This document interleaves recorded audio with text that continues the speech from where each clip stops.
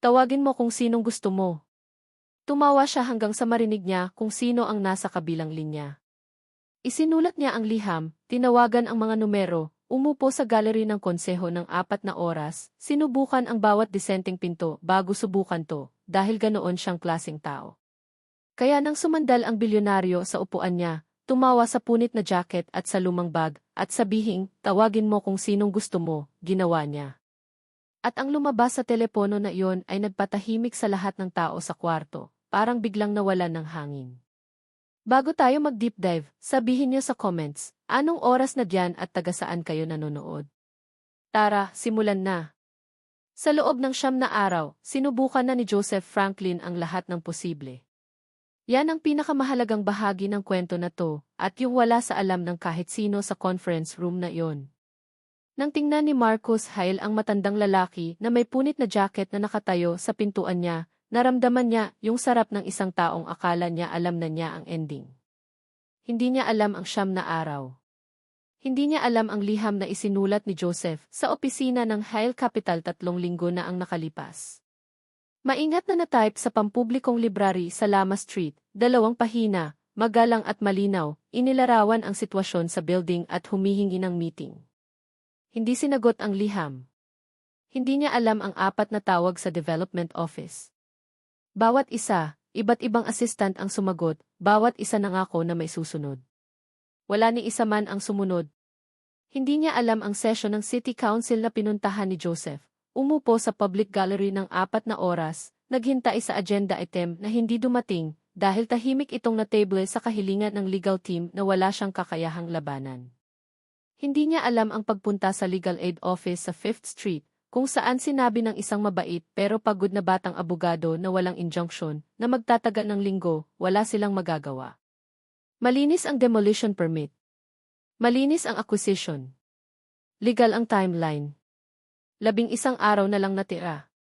14 na pamilya ang nakatira sa building sa Lamar Street. Hindi opisyal, wala sa list na makikilala ng korte, pero tao, tunay na tao. Si Gloria, 58 taong gulang, 3 taon ng sober, 4 na buwan na lang at qualified na sa Section 8. Si Terence, 29, split shift sa 2 trabaho, 2 anak na natutulog sa matres sa sulok, pero may bubong sa ulo nila at dahan-dahang umaangat tungo sa mas magandang buhay.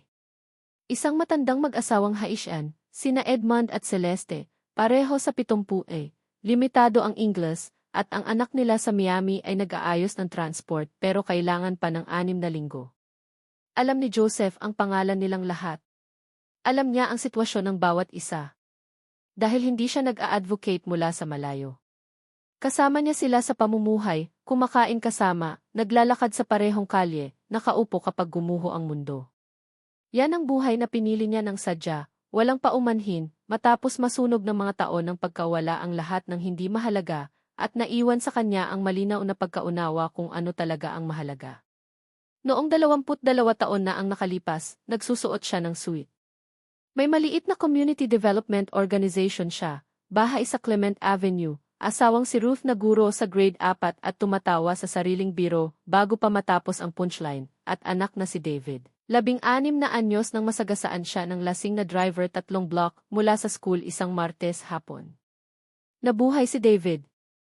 Pero ang recovery ay tumira sa lahat, operasyon, rehab, taon ng medical complications, insurance battles na dinisenyo para mapagod ang mga pagod na. Nawala ang savings, ang bahay, ang organization, at sa huli si Ruth, na sumuko sa puso 8 taon na ang nakalipas, dala ang higit pa sa kaya ng isang tao. Heart failure, sabi ng death certificate. Grief na pinarami ng mga taon. Alam ni Joseph na hindi na siya bumalik sa dating buhay, hindi dahil sa pagkatalo, kundi dahil sa revelation.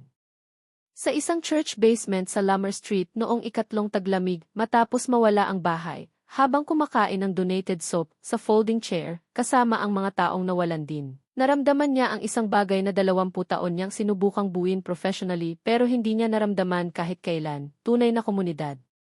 Yung init na umiiral sa pagitan ng mga taong wala ng pinagmumukhaan. Hindi na siya umalis sa ganoong kalapitan. Siya na ang nagiging tulay, ang taong alam kung saan may pagkain, aling shelter may space, Paano makipag-usap sa county intake office nang hindi isinusuko ang dignidad sa pintuan? Sa paglipas ng mga taon ng tahimik at hindi glamorous na presensya, siya na ang tinatawag ng Lamar Street kapag kailangan ng lumalaban.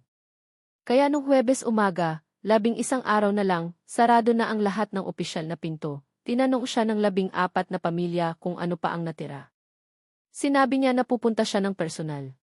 Titingnan niya si Marcos Hale sa mata at hihingi bilang tao sa tao ng 60 araw. At sinabi niya pa isang bagay na hindi niya sinabi kahit kanino maliban sa isang tahimik na tawag kagabi sa matandang kaibigan. May isa pa akong opsyon, pero gusto ko munang subukan ang tamang paraan. Gusto kong bigyan siya ng pagkakataong maging mabuti bago ko pilitin. Kasi kung pipilitin ko, susunod siya, pero walang magbabago sa kanya. At kailangan magbago sa kanya. Nakinig ang matandang kaibigan at sinabi, ganyan ka talaga, Joe.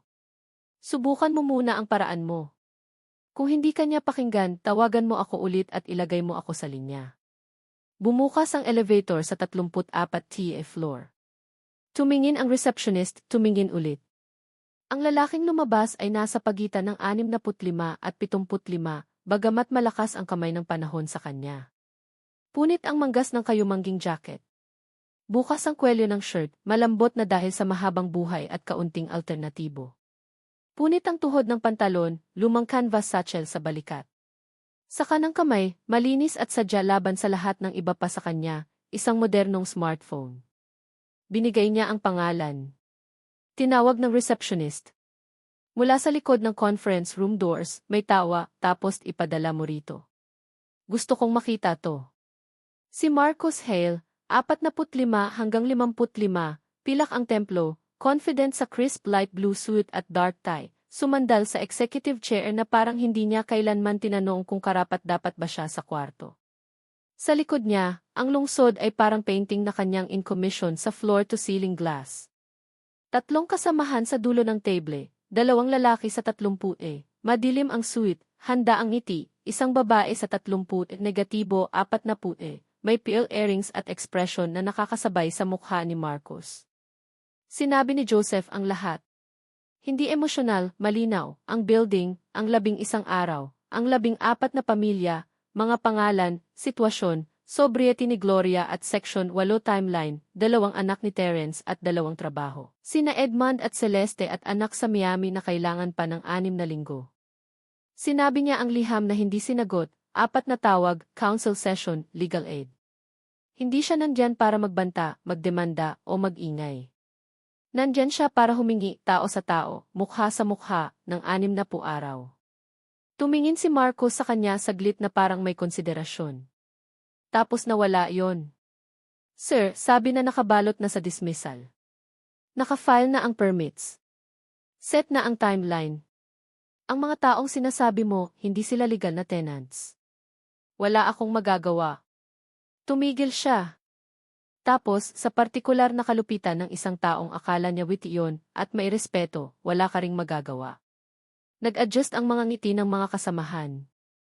Lumiliit ang kwarto sa sariling kawalang kabaitan. Kinuha ni Joseph ang phone mula sa bulsa ng coat. Kung ganon, sabi niya tahimik, hindi mo maiiwasan kung tatawag ako.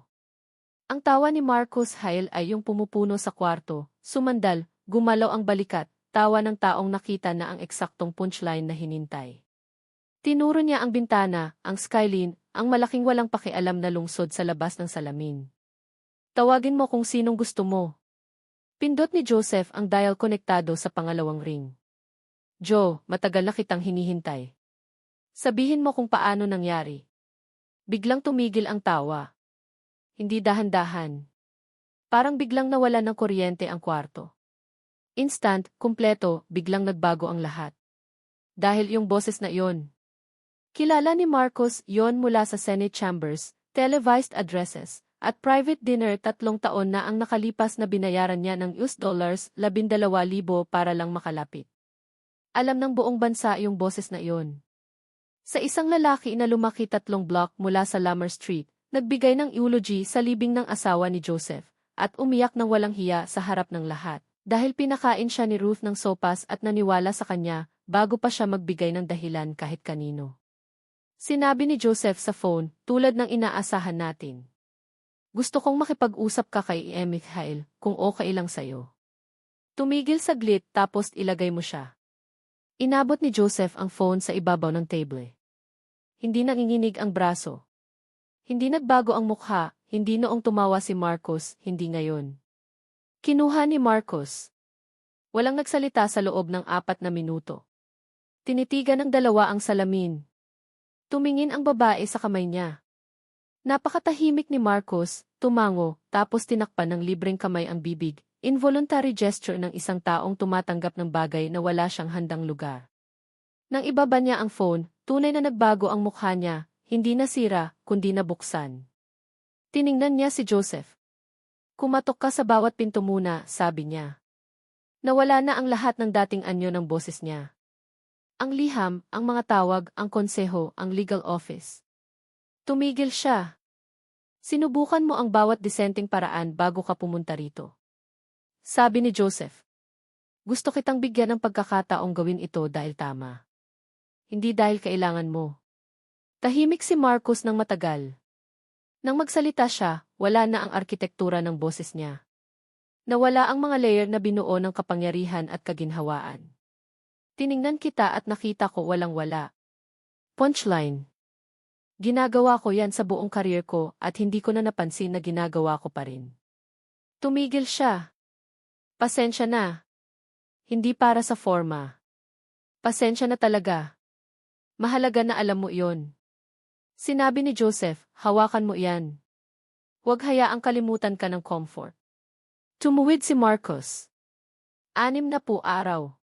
Tunay na tulong, funding, contacts, placement, hindi lang oras. Tumigil na nagkakahalaga sa kanya. Pero kailangan mo akong sabihin kung ano ang itsura niyan dahil kilala mo sila at hindi ako. Sa unang pagkakataon mula nang pumasok siya, may lumambot sa mata ni Joseph. Alam ko kung ano ang itsura niyan, sabi niya. Ipapakita ko sa'yo.